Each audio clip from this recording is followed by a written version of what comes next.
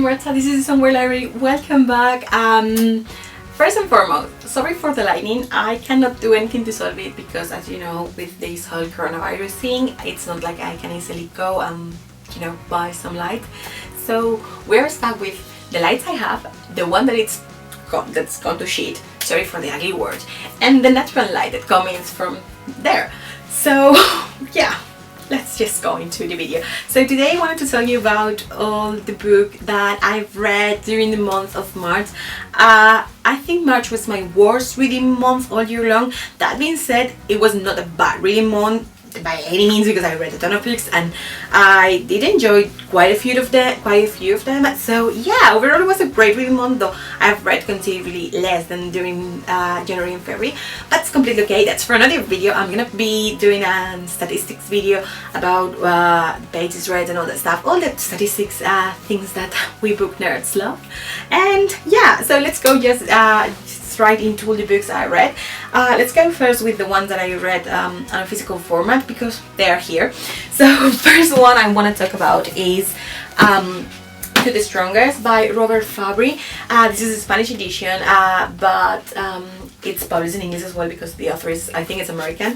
No, he's from Switzerland. So anyway, you can find this book in English too. But this book is an historical fiction novel that follows what happens right after Alexander the Great dies. And it was awesome. It was really interesting, and it's a series, so this is just the first book. I don't know when the next one is coming out, but I'm highly anticipating it. First 100 pages, to be honest, were kind of like boring. You have to get to know all the characters that are part of the story, and it was slow, and the whole political maneuvering was sometimes disgusting, if you know what I mean. Like it's the war. They were like, it was like dirty. They were playing dirty, yeah, if you know what I mean. And yeah, overall it was a book I really enjoyed. I gave it 4 out of 5 stars.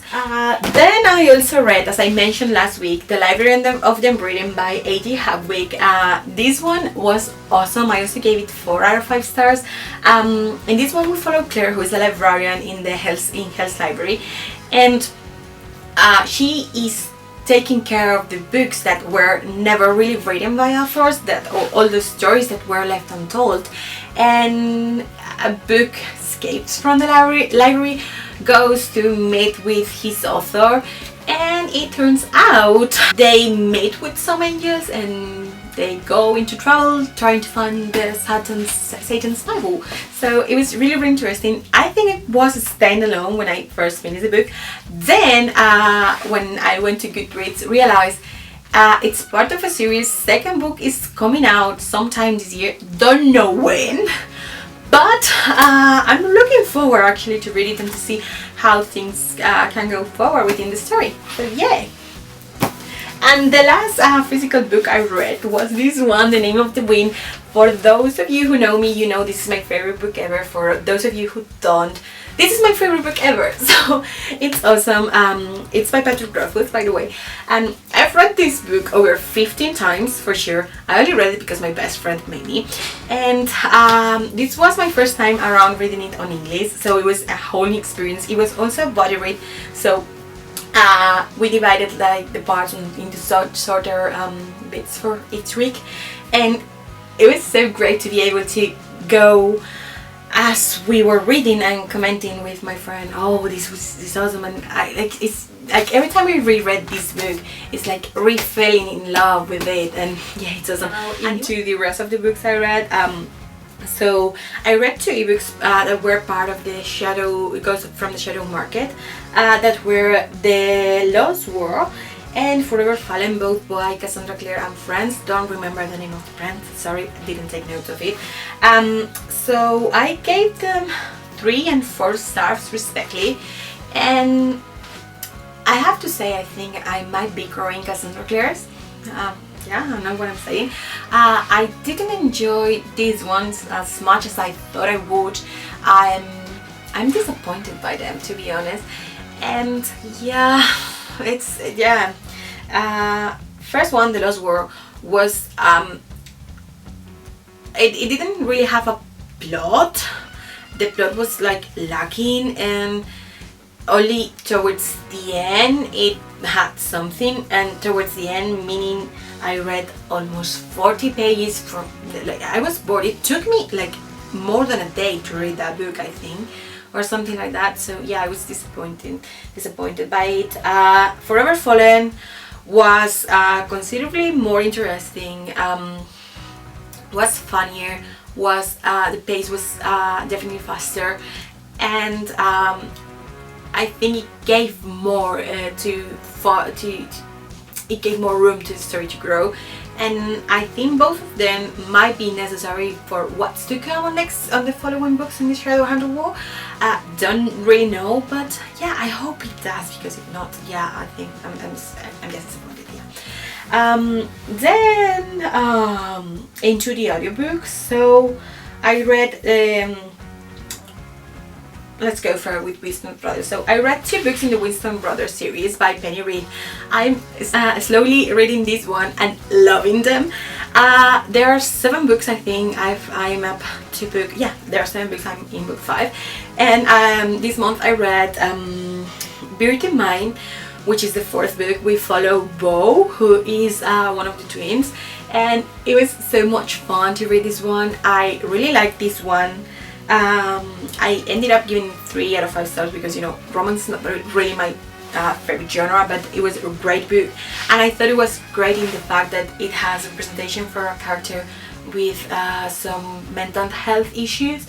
And of course, I am by no means an expert, but I thought it was an accurate portrait of what Shelby has.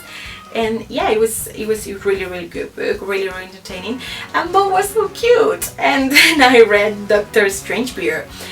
In this one we follow Roscoe, who is the younger, and this one it's like a fast forward in time, because 6 or 8 years, don't remember quite well, has passed between the books 1 to 4 and this one. And then the next one, it's gonna be a flashback into the past, and the last one is gonna be again right after the Doctor Strangebeard one. So in this one, it's really entertaining. Considering that I gave it 3 stars, what I'm about to say might sound weird, but I despised the female protagonist. She was so annoying. Like, she was like, I'm the smartest. All the time she was like, I'm the smartest, and it was extremely annoying. And yeah, really didn't like her. Roscoe, on the other hand, was so cute. The last book I want to talk about is The Shadow Between Us by Pretty Eleven Seller. I might have butchered her name, I'm sorry for that. If so, but yeah, let's go into this one.